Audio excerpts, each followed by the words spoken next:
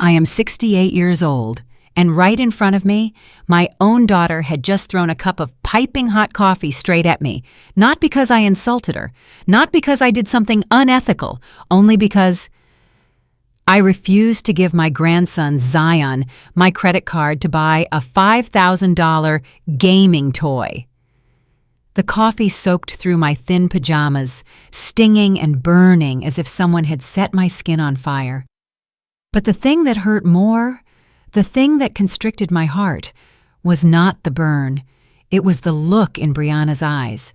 Cold, dry, calculating, as if she were looking at an obstacle, not her own mother. "If you're going to be this selfish," Brianna folded her arms, her voice commanding, "then you'd better move out. Either give Zion the card or be out of this house before tonight. I'm not running a charity, Mom." Charity. That word echoed in my ears, more painful than the cup of coffee, because I knew the truth that she was intentionally ignoring. This house? My name is on the deed. The electricity and water bills for the past 18 months? I paid them. Medication, food, and living expenses? All from my pension. Yet standing there, clothes soaked, hands trembling violently, I finally understood something I perhaps should have realized long ago. They were never helping me. They were exploiting me, little by little, day by day, until all that was left was a shadow of myself. And 90 minutes later, as I pulled my old suitcase across the porch of the house in Columbia City, Seattle, I still didn't know that. In the past 6 months, Brianna had secretly withdrawn over $47,000 from my account. The bank card I thought I had lost, it was actually in her own wallet. And in the next 3 weeks, I won't just take that money back. I will also take back the house my daughter is comfortably living in. This is not a story about a bullied old woman. This is a story about a woman, I, Alma Washington, taking back her life, dignity, and future from the very child she gave birth to. And if you think old age means weakness, then perhaps you have never met Alma Washington. To understand why I was standing there, my clothes drenched in coffee, being chased out of the house by my own daughter, I have to tell you what happened 18 months ago, the day I fell on the stairs. It was a foggy March morning in Seattle. I was carrying a basket of laundry down to the basement. My left foot missed the last step. Then, crack. A small but chilling sound echoed from my right hip. I knew instantly the bone was broken. 68 years old, living alone since my husband passed away 3 years prior. None of my children lived nearby. Brianna was only a 20-minute drive away, but she was busy with her job, her own family, and I didn't want to bother her. But that day, lying in the emergency room, I was forced to call my daughter. Brianna's voice on the phone sounded genuinely worried. "Mom, why didn't you call me sooner?" "I'm coming right away." The doctor said I needed hip replacement surgery, followed by at least 8 to 12 weeks of recovery. That meant I couldn't take care of myself. Brianna held my hand in the hospital room, her eyes red. "Mom, come and stay with me.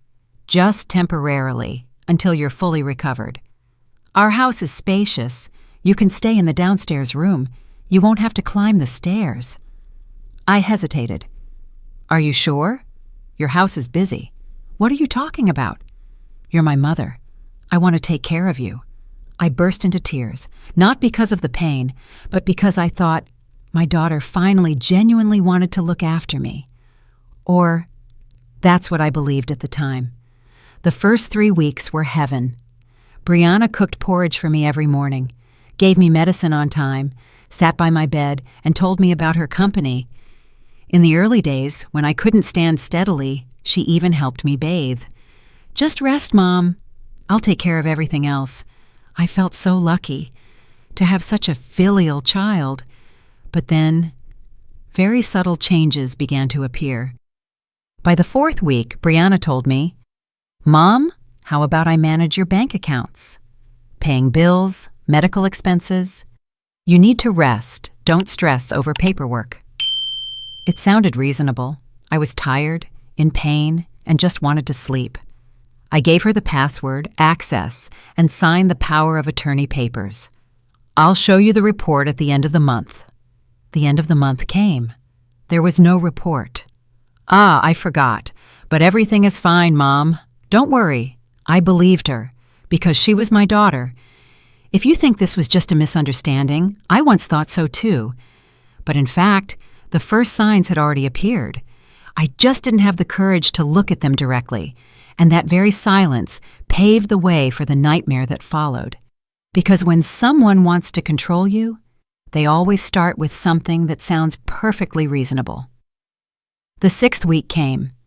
My best friend, Eleanor from the Rainier Valley Bridge Club, called, "Alma, why didn't you come today?"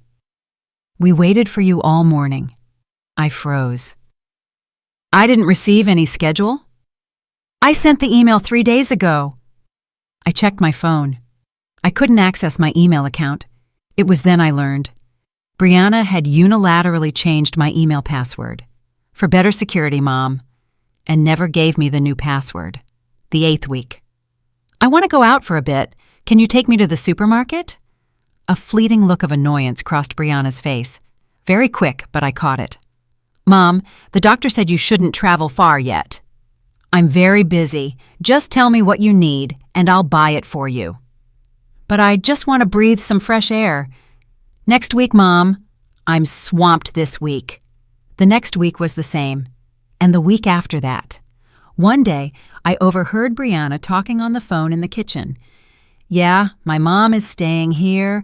Don't know when she'll walk normally again. It's a bit inconvenient, but what can you do?" "Oh, said I'm inconvenient." That word felt like a bullet lodged in my chest.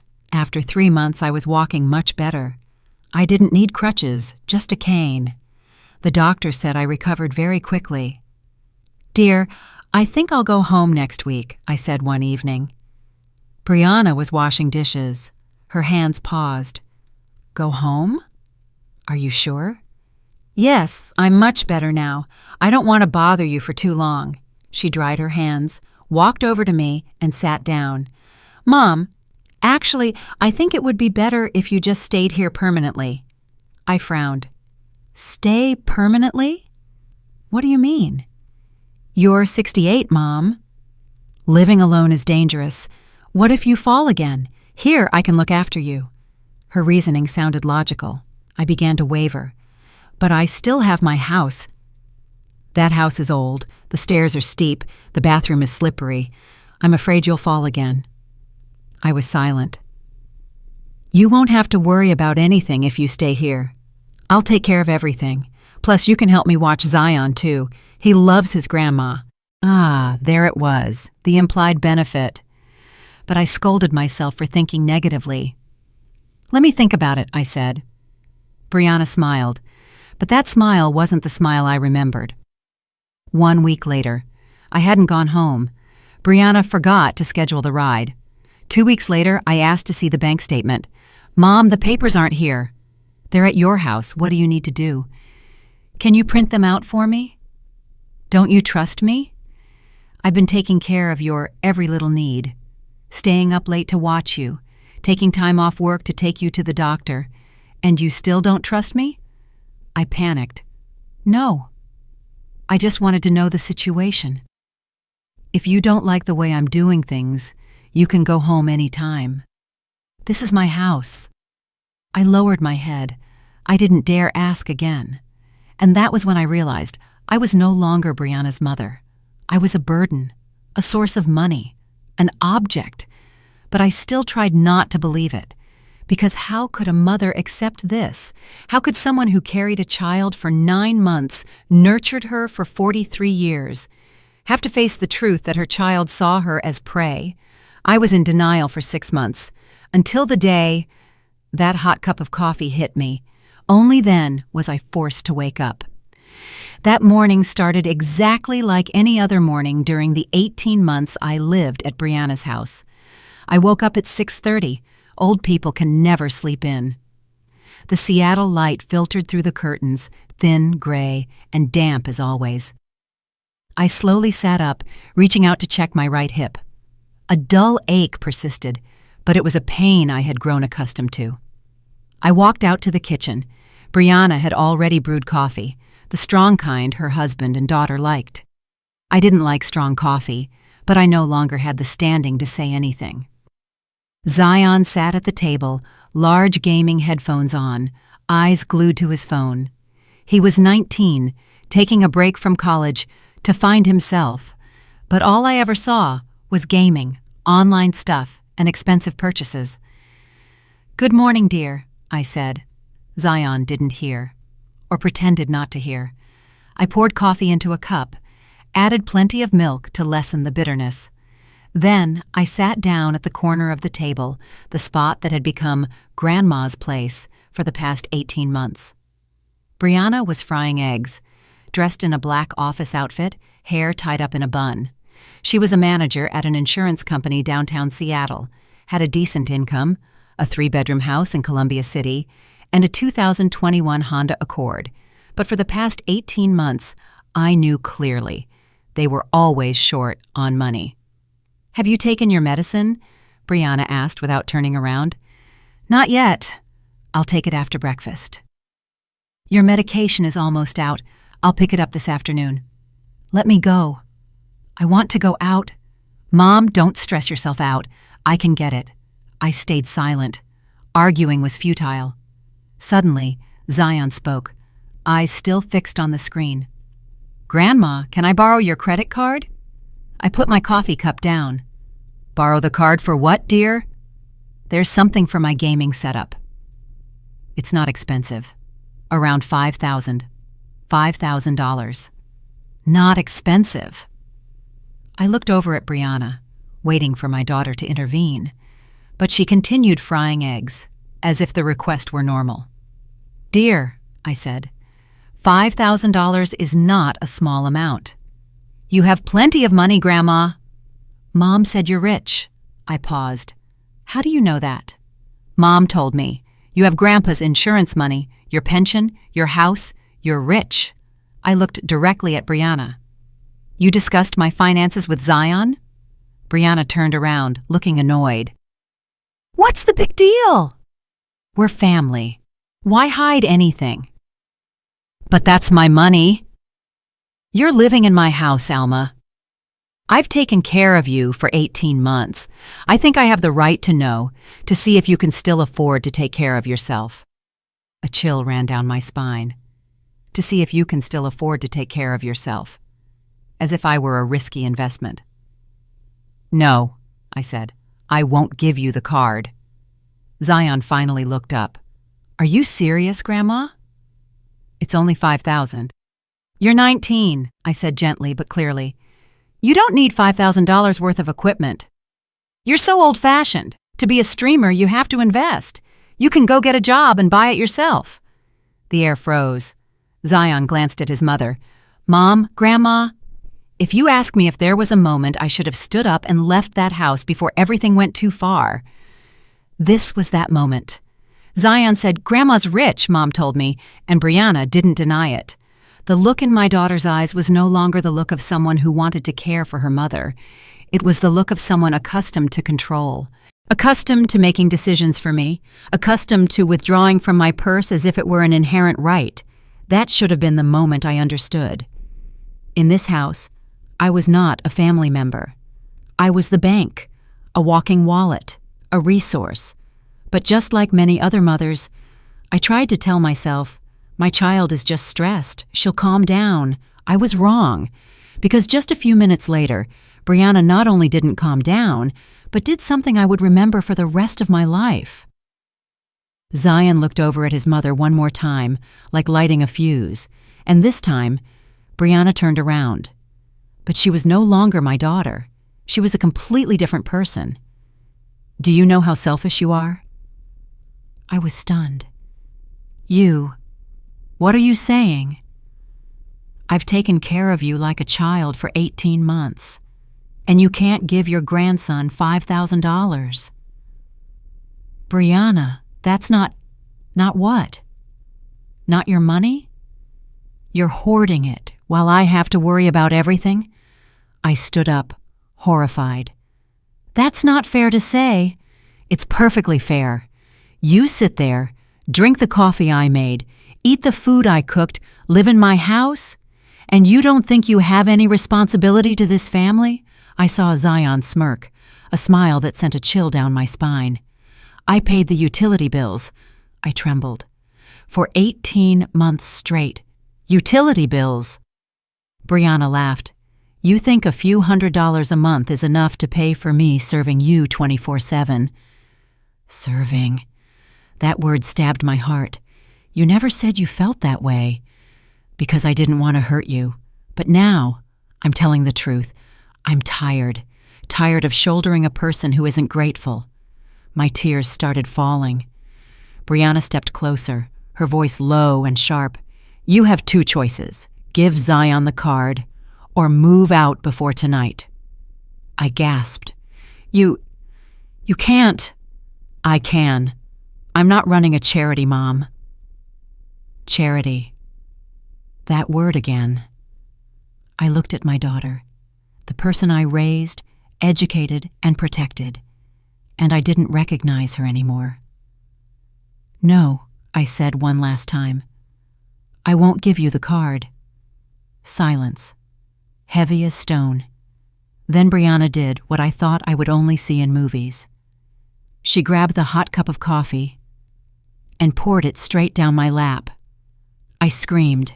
The hot liquid pierced through my thin pants. The ceramic cup dropped to the floor, shattering. The pain was a burning agony. But the pain in my heart was far more cruel. Brianna stood there, her eyes emotionless. Pack your bags and leave before tonight. If not, I'll call the police and tell them you're harassing my family. Zion put his headphones back on, returning to his own world. I turned and walked back to my room. Step by step. Step by step. In silence. Not crying, not yet.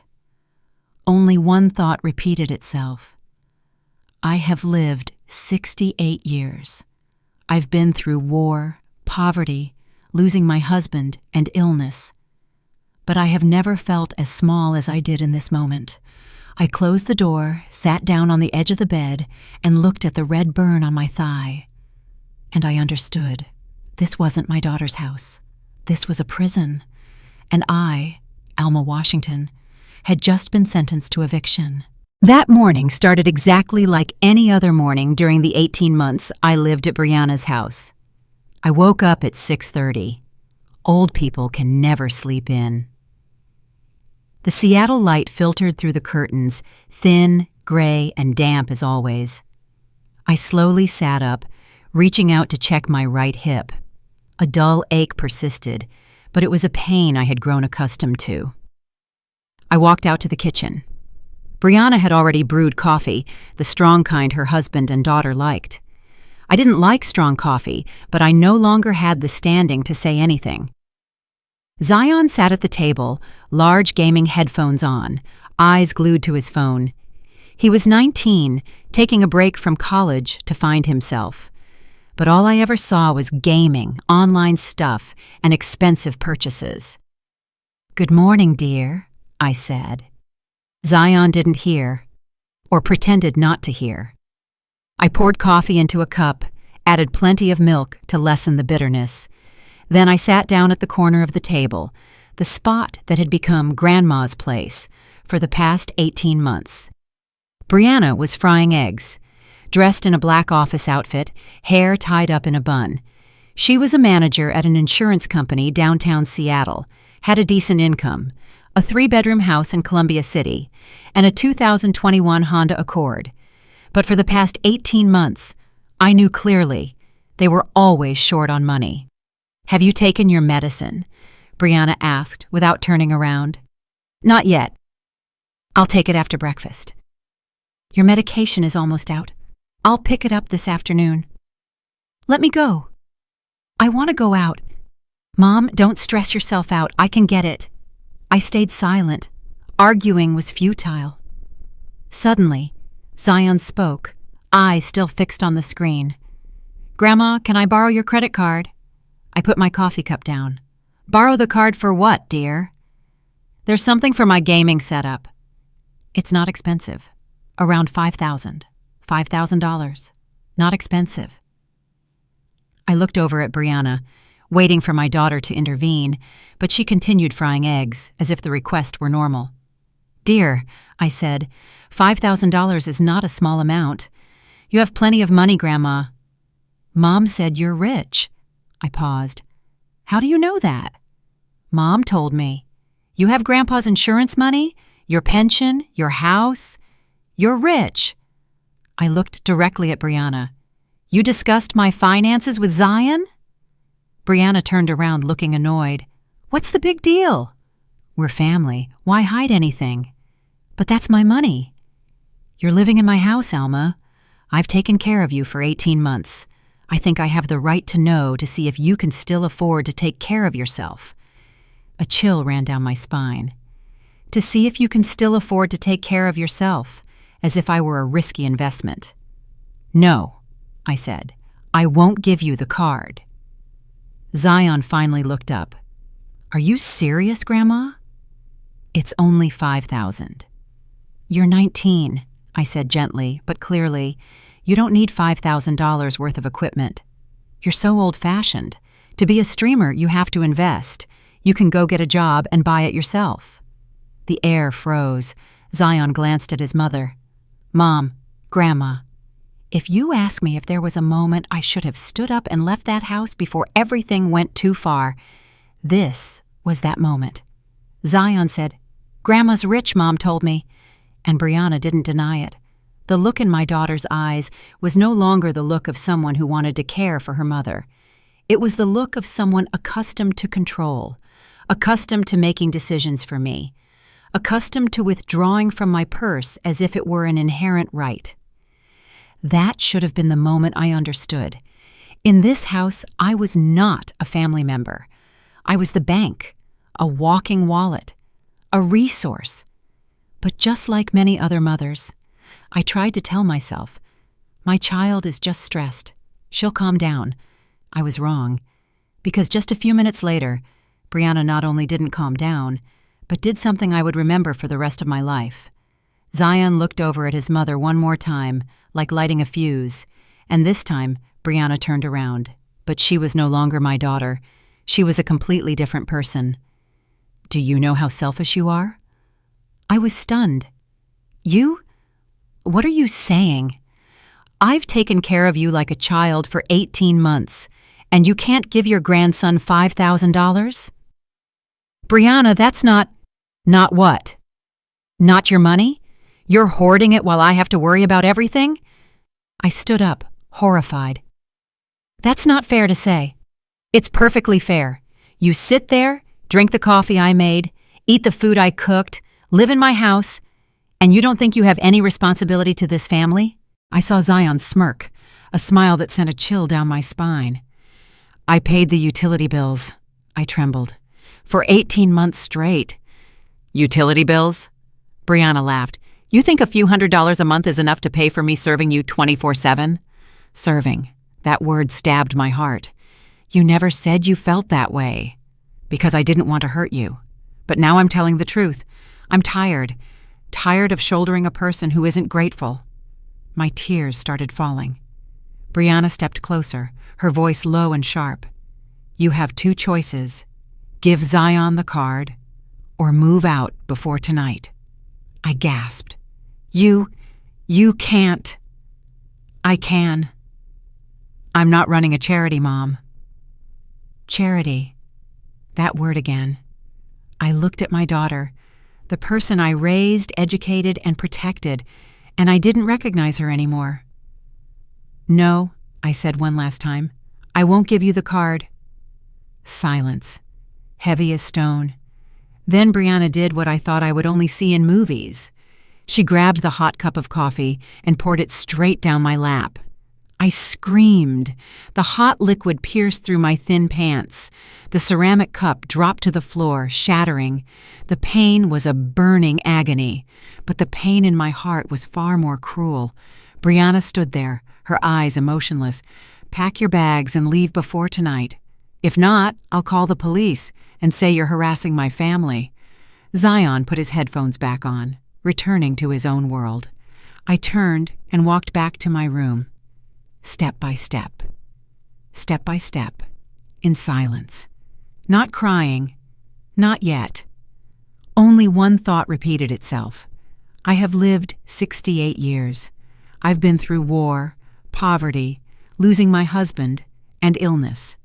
But I have never felt as small as I did in this moment. I closed the door, sat down on the edge of the bed, and looked at the red burn on my thigh. And I understood. This wasn't my daughter's house. This was a prison. And I, Alma Washington, had just been sentenced to eviction. I sat on the edge of the bed for almost 20 minutes, just sitting there, watching the burn on my thigh slowly turn dark red. The room door was closed. Outside, the sound of Brianna talking on the phone was as calm as if she hadn't just poured coffee on her mother. I heard Zion burst out laughing at some game move. No one knocked to ask if I was in pain. No one asked if I was okay. No one apologized. I stood up, slowly. I walked into the small bathroom, grabbed a cold cloth, and applied it to the burn. It stung, but it was a pain I could endure. What I couldn't endure was the spreading emptiness in my chest. I looked in the mirror. A 68-year-old face looked back at me. Gray hair, wrinkles, eyes swollen from tears I hadn't yet dared to shed. "Alma," I whispered to myself, "you have to get out of here." I pulled the old suitcase down from the closet, the suitcase I used on my last trip with my husband to the Oregon coast 5 years ago. It was covered in thick dust. I started folding my clothes. Not many, 18 months here, and my belongings were pitifully few. A few sets of pajamas, 2 sweaters, 1 winter coat. In the bottom drawer, I found the envelope I had hidden 6 months ago. Inside were my birth certificate, my health insurance card, and a piece of paper noting my bank account numbers. I remembered why I hid it. It was after the 4th time I asked for a bank statement, and Brianna refused. At that time, a small voice in my head told me, "Something is wrong. Be prepared," but I dismissed it. I convinced myself I was being overly sensitive. Now I knew. That voice was right. I opened my handbag to grab my wallet. It wasn't there. I searched again and again. No wallet, no bank card, no ID. No, it can't be. I tried to recall the last time I saw my wallet. It was last week when Brianna took me to pick up my medication. I handed her the insurance card, and then Brianna said, "Let me hold your bag, Mom. Walk slowly." I gave my bag to my daughter, and my daughter had taken my wallet. I slumped onto the bed. My hands were trembling, not from fear, but from rage. The past 18 months flashed like a tape in reverse. Brianna changed my email password. Brianna managed my bank accounts. Brianna forgot to provide statements. Brianna didn't let me go out alone. Brianna cut off all my contact with friends. This wasn't care. This was control. And now, my daughter had my wallet, my cards, my bank information. I opened the small notepad, flipped to the last page, where I had written down my account number 6 months ago as a precaution. I looked at it as a lifeline. But I wondered, how could I withdraw money when Brianna held all the cards, when every access channel was in her hands? Then I remembered something else, my house in Rainier Valley. The house my husband and I bought in 1985. The house my husband left to me when he passed away. Who holds the papers? I searched the envelope. I found a copy of the deed printed 2 years ago. The name on it, Alma Washington, not Brianna. But I vaguely recalled, before the surgery, Brianna handed me a stack of papers. "Hospital papers, Mom. Sign them quickly for me." And in the hazy pain from the painkillers, I signed. What did I sign? Did I sign over the house ownership? I couldn't be sure. I needed to call someone. But who? Friends? No contact. Brianna changed my email password. The police? They would see this as a domestic dispute. I needed a lawyer, and a name appeared in my mind like a light switching on in a dark room. Marcus Hale, an old neighbor, an old friend, the man who used to sit and have coffee with me every Sunday. 35 years as a lawyer specializing in senior rights. A decent man. I opened my phone. Thank heavens, Brianna hadn't taken it yet. I scrolled through my contacts. Thankfully, his name was still there. Marcus Hale. I pressed call. My hands were shaking. It rang once, twice. Hello? Marcus's voice deep and warm. Marcus! I spoke, my voice about to break. It's Alma. Alma? My goodness, where have you been all this time? I was just about to call you. Marcus, I interrupted. I need help. Silence for a second. Then his voice completely changed. Serious, deep, clearly alarmed. Where are you? At my daughter's house. Columbia City. Are you safe? I looked down at my thigh. The red burn, Brianna's laughter outside. I'm not sure. Tell me everything from the start. And I told him. Everything. The 18 months, the cup of coffee, the missing wallet, the accounts, the isolation, the fear, the humiliation.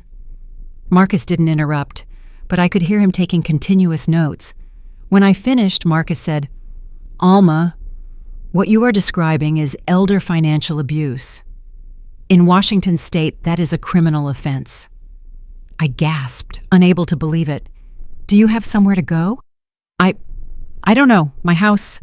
I'm not sure if I still own it. Do you still have a copy of the deed?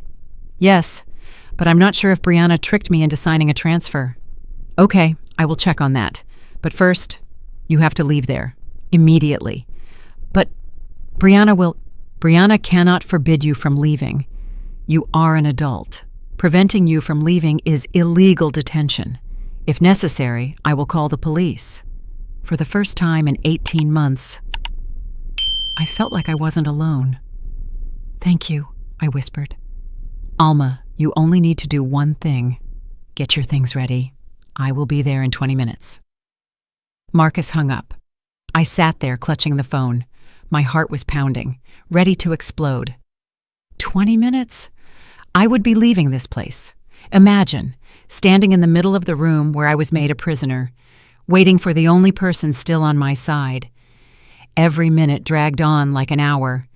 Every step outside the hallway could be Brianna opening the door. I didn't know if I would escape or be pulled back. And it was in that interval I understood that this was more than just leaving a house. This was leaving the person who had turned me into a possession. If I didn't go right now, I might never get another chance. I stood up, checked the suitcase, checked the envelope of papers, put on my coat. I sat back down on the bed, waiting. Each minute felt like an hour. I heard Brianna walking in the hallway. I held my breath, but she didn't enter the room. 15 minutes, 10 minutes, 5 minutes. My phone vibrated. A message from Marcus. I'm parked outside. Are you ready? I replied instantly, ready. I stood up, pulled the suitcase, put on the handbag, grabbed the envelope of papers. My hand rested on the doorknob. I took a deep breath, and I opened the door. The hallway was strangely silent. Brianna had gone to work. From Zion's room, I heard the loud noise of gaming. He was still home, as usual. I pulled my suitcase out, trying to step as lightly as possible, but the suitcase wheels squeaked on the wooden floor, echoing loudly enough to startle me. Zion's door flew open. He poked his head out. Where are you going, Grandma? I stopped. I looked at the grandson I had held since he was a baby, the grandson I bought presents for every birthday. But now, he looked at me like a stranger. I'm leaving here, I replied, my voice calmer than I expected. Does Mom know? Your mother said I had to go, so I'm going. Zion looked at the suitcase, then at me. Where are you going? That's not your concern. He shrugged. Okay, travel safely. No, Grandma, don't go. No, stay here, Grandma. Not a single hint of worry.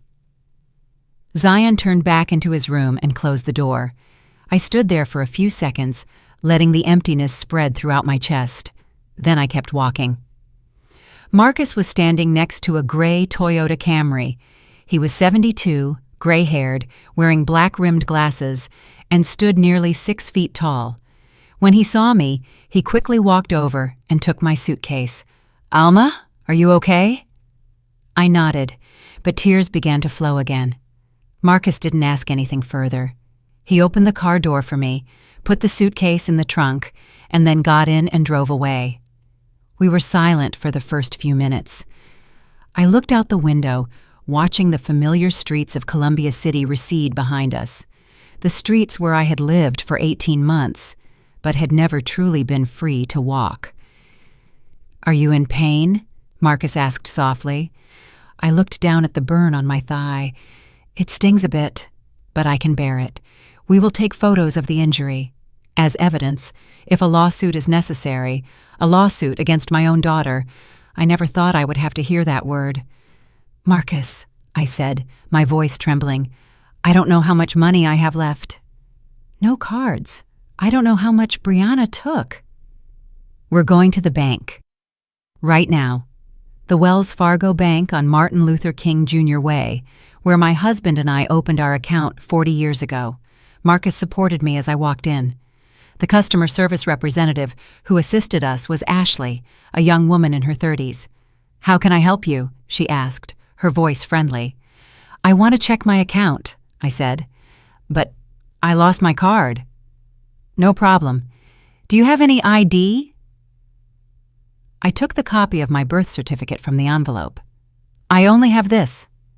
Ashley reviewed it and nodded. "That's fine. Please wait a moment." She typed on the computer. After a while, her expression gradually changed, a little strained, a little puzzled. "You are Alma Washington, correct?" "Yes." "The authorized user on your account is Brianna Washington?" My heart pounded. "Yes, my daughter." Ashley was silent for a few seconds, then said, "Would you like to see the transaction history?" "I would." Ashley printed a thick stack of papers and handed it to me. The first page, October, cash. Withdrawal, $2,000 Best Buy, $3,500. Amazon, $1,200. Transfer to Zion. Washington, $5,000. Tesla, deposit, $8,000. I flipped to September. Cash. Withdrawal, $3,000. Nordstrom, $2,800. Xbox, $600. Transfer to Zion, $4,000. The next page, another page. My hands were shaking so much that Marcus had to steady the pile of papers. He turned page after page, his face darkening. 6 months, he said, his voice cold. $47,000. I sat frozen, as if someone had sucked all the air out of my lungs. 47,000, 18 months living under the same roof. 18 months Brianna said she was taking care of Mom. 18 months I trusted my daughter, and in the past 6 months, she had stolen nearly $50,000. "How much is left?" I asked, my voice barely a whisper. Ashley looked at the screen. Current balance, $12,847. I remembered very clearly the last time I checked myself, 2 years ago before the surgery, the account had $89,000. My husband's life insurance money, a lifetime of savings. Now only $12,000 remained. "I want to lock Brianna's access," I said. "Are you sure?" "I am sure." Ashley nodded. "I will lock it immediately and make you a new card. You should also change your passwords." Marcus placed a hand on my shoulder. "And we need copies of all transactions. The last 2 years, if possible." Ashley printed almost 30 more pages. As I walked out of the bank, I held the stack of papers like a heavy stone block. Imagine, just by turning a page, everything from the past 18 months was reversed. What I thought was love turned out to be a financial trap. What I believed was care turned out to be usurpation. In that moment, I understood that leaving the house was only the first step. The next step was reclaiming my right to live. Marcus took me to his house in Rainier Valley, just 3 blocks from my own house. The house was small, tidy, and cozy. He prepared the living room for me, gave me a blanket and pillow, and made a hot cup of tea. "I'm going to call someone," Marcus said, "an expert in elder financial abuse. She's worked on many cases with me. She's excellent. I don't know if I can afford her fees. I only have a few thousand left. She offers a free initial consultation. We'll figure out the rest later. And Alma, if we win the lawsuit, Brianna has to pay it all back, including fines." I nodded. Tears fell again. Marcus went into the kitchen to make the call. I sat on the sofa, holding the hot cup of tea, looking out the window. Rainier Valley, where I had lived for 40 years. Raised my children here, buried my husband here, and now I returned here to take back my life. My phone vibrated. A text message from Brianna. "Where did you go? Why didn't you tell me?" I looked at the screen, did not reply. 5 minutes later, another message. "Mom, I'm serious. You need to come home immediately. You can't take care of yourself." Then a third message. "If you don't answer, I'm calling the police and reporting you missing." I picked up the phone. My hand trembled, but it wasn't trembling from fear. It was trembling from anger. Because for the first time in 18 months, I clearly saw who the real Brianna was. I typed a message. "I'm fine. I'm not coming back. And from now on, please communicate through my lawyer." I pressed send. I turned off the phone. And for the first time in 18 months, I felt like I could breathe. Truly breathe. The next morning, I woke up at 6 o'clock on Marcus's sofa. My body ached, not just the burn on my thigh, but my back, shoulders, and hips, old age combined with stress. But I felt lighter, like an invisible burden had just been lifted from my chest. Marcus was already up, brewing coffee in the kitchen. The scent of coffee was light and subtle, not harsh like the kind Brianna usually made. "Did you sleep well?" he asked. Yes. It was the first time in months I slept through the night. Marcus poured me a cup. "Today is important. At 10 a.m., you'll meet Vanessa Price, the expert on financial abuse. She will assess your case." I nodded, taking a sip of the coffee, which was warm and smooth. "And this afternoon," Marcus continued, "I'm going to take you to look at a place where you can stay." "My house." "We will check on that. But honestly, you shouldn't live alone right now. You just went through a trauma. You need a safe place with people around." "Do you mean a nursing home?" "Not a home. Independent living, a senior community. You'll have your own apartment, supportive services if needed, a community, and activities." I was silent. Brianna's words still echoed in my mind. "A nursing home? You're not at that stage, and besides, we can't afford it." Now I knew the truth. Brianna didn't want me there because she couldn't control me there. "Do you have a specific place in mind?" I asked. "Yes, Evergreen Court at Rainier. I have a few old clients there, and they are very satisfied." At 10 in the morning, we arrived at a small office on Beacon Hill. Vanessa Price was an African-American woman in her mid-40s, short curly hair and a navy suit. Her handshake was firm, her eyes warm but serious. "Ms. Washington, it's a pleasure to meet you." Marcus has given me a summary. "Can we delve into the details today?" I nodded. In the small conference room, Vanessa opened her laptop and took out a notepad. "Please tell me everything from the beginning, when you started living with your daughter." And I told her, this time in even greater detail.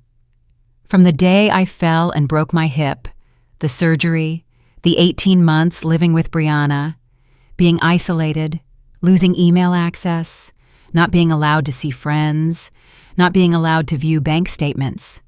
Vanessa took relentless notes. Do you remember what you signed before the surgery? I don't remember clearly. I was on painkillers at the time. Brianna said they were hospital papers. I signed many pages. Do you have copies? No, Brianna kept everything. Vanessa made a note. We will request copies from the hospital. Regarding the house, you mentioned having a copy of the deed. I took the copy from the envelope. Vanessa examined it carefully. This was printed 2 years ago. We need to check if there have been any changes. I will contact the King County Recorder's Office.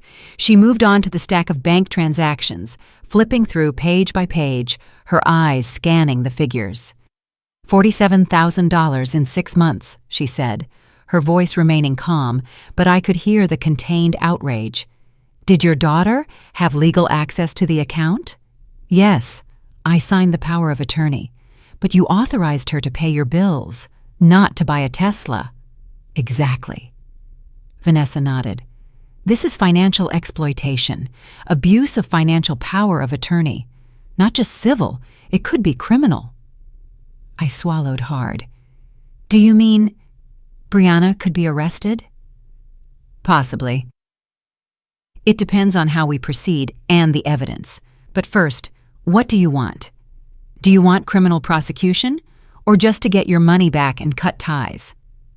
I was silent. The question I hadn't dared to ask myself. My daughter, the child I carried and gave birth to, was also the person who poured coffee on me, stole my money, and controlled my life. I want the money back, I finally said, and I want her to never do this to anyone else. Vanessa nodded. Then we'll do both. A civil suit to recover the money. Simultaneously, we'll file a report with Adult Protective Services. They will investigate. If there's enough evidence, which I believe there is, it will be forwarded to the prosecutor. How long will this take? Civil, a few months to a year. Criminal, longer. But step 1 is protecting you, getting a restraining order against Brianna, and ensuring your safety. That afternoon, Marcus drove me to Evergreen Court at Rainier. I didn't know what to expect. Perhaps a confined place, the smell of medicine, old people watching TV all day. But as we turned into the gate, I froze. The grounds were spacious, full of greenery, a small pond with circling koi fish, stone benches under a weeping willow, walking paths winding around flower gardens. It's truly beautiful, I whispered. Wait until you see inside, Marcus smiled. The main lobby was bright, with no medicinal odors. A faint smell of toasted bread and fresh lemon lingered. A black receptionist with cornrow braids stood up immediately, her smile radiant. Marcus! Long time no see. Hello, Joy? I brought a friend to look around today. This is Alma Washington. Joy shook my hand. A pleasure to meet you. We have a few vacancies. Would you like a tour? I'm just looking, I said, feeling awkward. I'm not sure I can afford it. It's fine. Look around first, no charge. Joy led the tour. The bright, open common dining room overlooking the garden, the activity room with a large TV and full bookshelves, the yoga room. 2 elderly ladies were rolling up their mats, laughing heartily. Yoga 3 times a week, Joy said. We have a bridge club, book club, and movie night on Fridays. By the koi pond, an elderly couple was chatting on a stone bench. This spot is very popular, Joy smiled. Quiet, relaxing. I watched the fish swim slowly, unhurried, unpressured. The life I wanted. Finally, the model apartment. A small studio, private kitchen, private bathroom, balcony overlooking the garden. This is the basic studio, Joy said. We have 1-bedroom units if you prefer. I stood in the middle of the room, small but sufficient. Most importantly, it was mine. How much is it per month? I asked, my voice slightly shaky.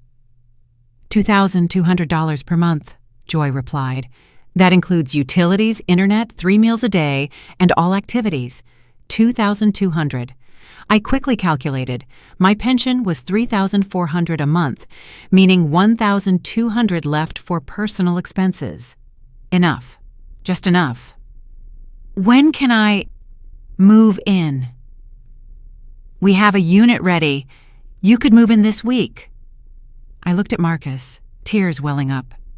"What do you think?" "I think this is your place." I turned back to Joy. "I want to sign the lease." In just one day, 3 things shifted the axis of my life. I had a legal strategy to reclaim my money and protect myself. I had a safe destination, a place my daughter couldn't control. I had my own voice, and I was going to use it to the end. In the next part, every piece of paper, every signature, will be a slice into the chains that bound me for the past 18 months. That evening, sitting on Marcus's sofa, I turned on my phone. 27 missed calls from Brianna, 15 text messages. I scrolled through them. "Mom, I'm sorry about yesterday." I was angry. "Just come home." "You can't leave me like this. You still need me to take care of you." "Where are you?" "Who is taking advantage of you? They are after your money." And the final message, sent 2 hours ago. "Fine, if that's what you want. But don't come back begging me. I won't take you back." I put the phone down. No anger, no sadness, just empty yet light. Because I knew I didn't need to be taken back by Brianna. I just needed to take myself back. That night I couldn't sleep. Lying on the sofa, staring at the ceiling, I kept tossing and turning over just one question. How did my daughter become like this? I remembered the young Brianna, the girl with pigtails who smiled widely every time I picked her up at the school gate, who rushed over to hug me tightly, excitedly telling me about her high scores on tests and her new friends. "Mom is the best person in the world," the 8-year-old girl once wrote on a Mother's Day card. I still kept that card in a memory box at my house in Rainier Valley. Flashback 1. Brianna was 12 years old. The day Brianna was bullied by classmates, she came home sobbing. "They laughed at me because of my old clothes, Mom." We weren't rich. My husband was a mechanic, and I was a nurse at Harborview. Every penny earned had to be calculated. I hugged her, wiping her tears. "Clothes don't matter, my dear. What matters is your heart." She bit her lip. "But I hate being poor. I want enough money so no one laughs at me anymore." I kissed her forehead. "There will be a day when you do. But don't forget, money isn't everything." Brianna nodded, but in her eyes, something else flickered. A determination, a silent vow. She would never be poor again. Flashback 2. Brianna was 18 years old. The day she received a full scholarship to the University of Washington, she jumped up, hugging me tightly. "Mom, I got in. A full scholarship. No more worrying about tuition." I cried, crying from joy, from pride, from the burden lifted. "You're so smart, Brianna. I'm so proud of you." She held my hand. "Mom, I promise that when I'm rich later, I'll take care of you. You won't have to struggle anymore." I smiled. "Taking care of yourself is enough." Brianna shook her head. "No. I will repay you for everything you've done for me." That day, I thought it was a beautiful promise from a filial child. Now I understand. It was a conditional promise. I will take care of you if you have something I need. Flashback 3. Brianna was 28 years old. At Brianna's wedding, she was stunning in a white dress.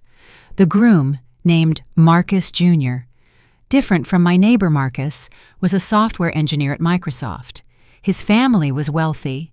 His parents owned an import company in Bellevue. I sat at the first table, proudly watching my daughter. My husband held my hand and whispered, "Our daughter married well. Her life will be less difficult than ours." I nodded, but there was still a sense of unease in my heart. During the reception, I saw Brianna talking to her mother-in-law, her smile forced, the kind of smile used to please, not a genuine one. When I asked, "Are you happy?" Brianna replied, "Of course I'm happy, Mom. I married a good man, from a rich family. My life won't be like yours. I won't have to struggle." The way she said, "not like yours," made my heart ache, as if my life was something to be avoided. Flashback 4. Brianna was 35 years old. The day she got divorced, she called me, choking through her tears. "Mom, Marcus left me. He has someone else." I lost everything. I drove over immediately, holding her as she cried on my shoulder. "You'll be okay," I comforted her. "You're young. You have a good job. You have Zion." But I lost the house. It was in his name. Zion and I have to move out. I have to start over. Brianna cried like a child, and in her I saw the fear that had been there since she was little, the fear of poverty, of lack, of struggling like her mother. "Dear, money comes and goes. You still have yourself. That's what's important." But Brianna didn't listen. She just repeated, "I lost everything." Then 3 years later, my husband passed away. $150,000 in life insurance money was transferred into my account. Combined with my savings, I had nearly $200,000. Brianna knew, because she came to arrange the funeral. She saw the paperwork. I still remember her look when she saw the figure on the paper. Not sadness for her father's passing, but a fleeting sense of relief, as if a solution had just appeared. That day, I didn't think much of it. I thought she was worried about me. But now, lying on this sofa, I finally understand.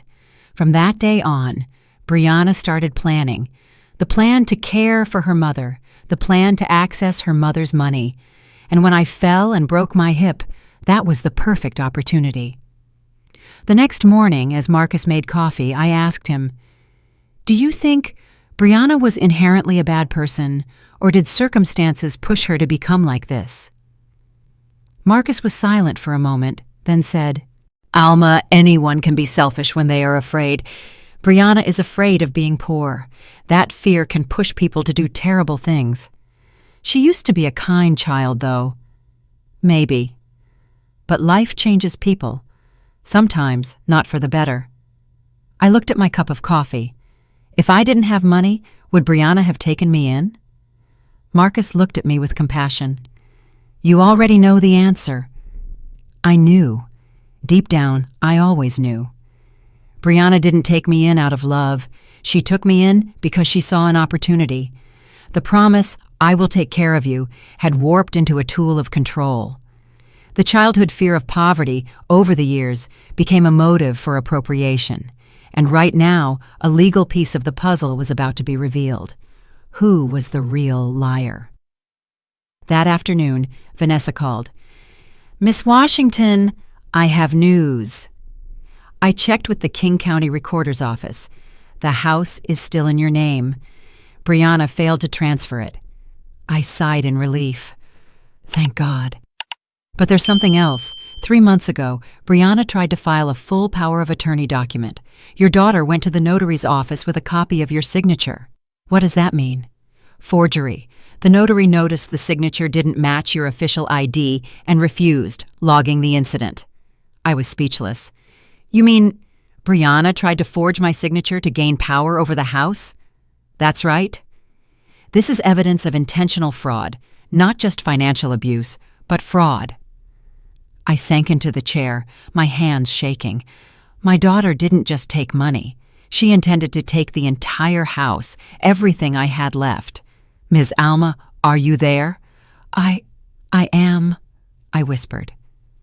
"The good news is, we have strong evidence. I will forward the file to Adult Protective Services today." After hanging up, I sat for a long time. Then, I did something I hadn't done in a very long time. I opened the small memory box I always carried with me. Inside was the Mother's Day card Brianna had written at age 8.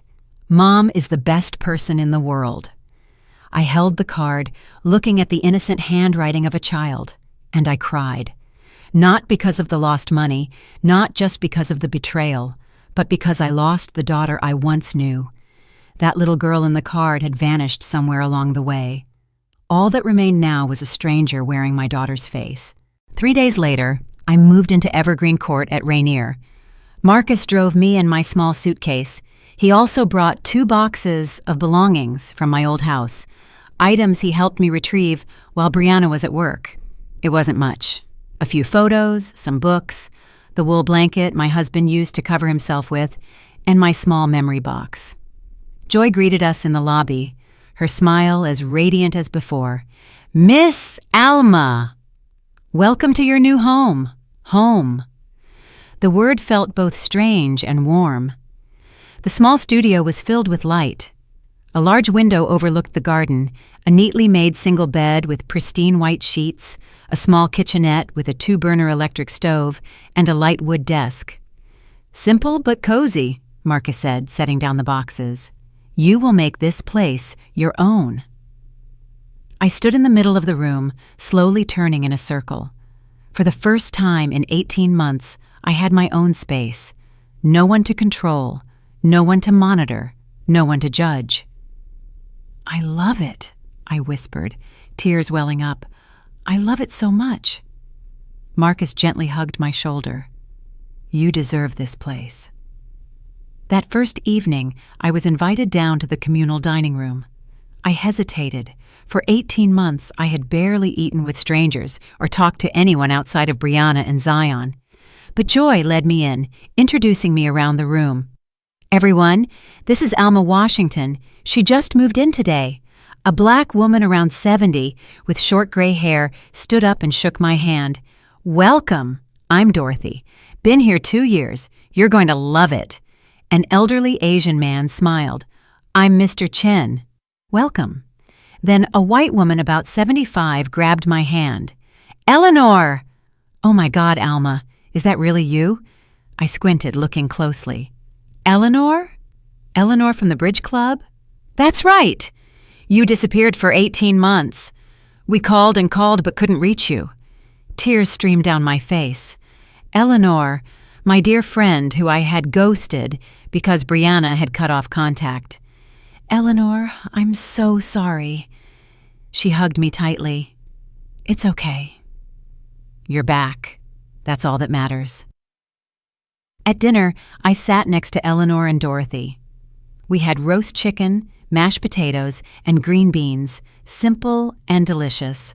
More importantly, I was eating with others, talking and laughing. "Where were you for 18 months?" Eleanor asked. I hesitated, then decided to tell the truth. I was living with my daughter after my hip surgery, but it didn't go well.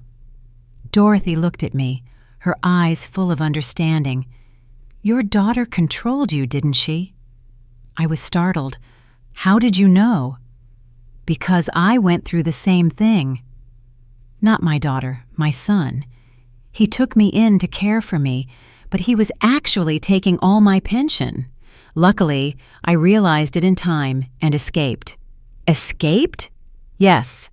The day he went to work, I called a taxi, gathered my important papers, and came straight here. Haven't contacted him in 2 years. I looked at Dorothy, a strong, independent woman, smiling calmly, no longer looking like a victim. "Aren't you sad?" Dorothy put down her fork. "Sad, yes, every day. But I mourn the child in my imagination. The real person is an opportunist who exploited me. And I don't need that person in my life." Eleanor squeezed my hand. "Alma, you are not alone. Many people here have stories like yours. Elder abuse is very common. We just don't talk about it out of shame." "Shame?" "Because we feel like we failed, raising a child only to have them. But it's not our fault." After dinner, Eleanor invited me for a stroll in the garden. The Seattle evening was cool, the late afternoon sun casting rays behind the pine trees. "Alma," she said, "I thought you forgot about me, didn't want to be friends anymore." "Now I understand. You were imprisoned." "No need to explain. Your daughter isolated you, right?" I nodded. That's the first step of abuse, cutting the victim off from their support system to make them entirely dependent. "You know so much." "Because I was a social worker for 30 years, working with domestic violence victims. When you vanished, I suspected something immediately. I came to your house, saw no one. I called Brianna's number, found online, and she said you were resting. Inconvenient. I texted you to call me back. You never received it. I guessed that. We sat by the koi pond. The fish swam slowly, peacefully. Eleanor, I'm scared. Scared I can't do this. Scared I'm too old, too weak. You are 68, not old, and certainly not weak. You just escaped a dangerous situation and started over. That is strength. But I let Brianna do that for 18 months. Because you trusted her. That is love, not weakness. Brianna exploited that love. That's her fault, not yours. I burst into tears. Eleanor hugged me, letting me cry on her shoulder. Cry it out, she whispered. Cry for what you lost, for the daughter you once loved. After you cry, you stand up tomorrow morning. That night, back in my room, I opened my memory box. I took out Brianna's 8-year-old Mom is the Best card. I looked at it one last time, then I put it in an envelope writing, a memory of the daughter I once loved. I didn't throw it away because it was a part of history, but I tucked it deep into a drawer. I couldn't live in the past anymore. I had to live for the present and fight for the future. I texted Vanessa Price. Miss Price, I am ready. Let's start the lawsuit. Vanessa replied immediately. Excellent. 9 a.m. at my office tomorrow morning. We're launching. I put down my phone, looking at the star-filled Seattle night sky. For the first time in months, I was no longer afraid. I was ready to fight, ready to reclaim what belonged to me, ready to prove that old age doesn't mean weakness, but wisdom, resilience, and never giving up. That night, as I closed the door to my small room in Evergreen Court, I felt like I was breathing with my own lungs for the first time in 18 months. No one knocked on the door demanding my card. No one stood in front of me calling me ungrateful. No one looked at me like a walking wallet. There was only silence, and a sparkling Seattle night sky outside the window, a light I had forgotten I still deserved to see. I sat down on the edge of the bed, taking slow breaths. A strange peace washed over me, but also a warning. Because I knew Brianna wouldn't stop. People who are used to controlling others, they never stop. And tomorrow morning, when I step into Vanessa Price's office, the first lawsuit will be filed. For the first time in my life, I am no longer the enduring mother, but the survivor who stands up. I don't know what the future holds, but I know one thing for sure. I will take back everything. And this time, I will not falter. If you want to follow my legal journey, want to know what Brianna will do next, and want to witness how a 68-year-old mother stands up to demand justice for herself, please click subscribe. Every subscription is a voice of support for the stories of those who were thought to be forgotten, so that we may have a voice, a place to recount our pain, and how we overcame it. And yet, I had no idea that just 3 days after I left the house, Brianna would show up at Evergreen Court with a plan even worse than anything I had ever imagined. See you in Part 2, where the truth begins to be unmasked.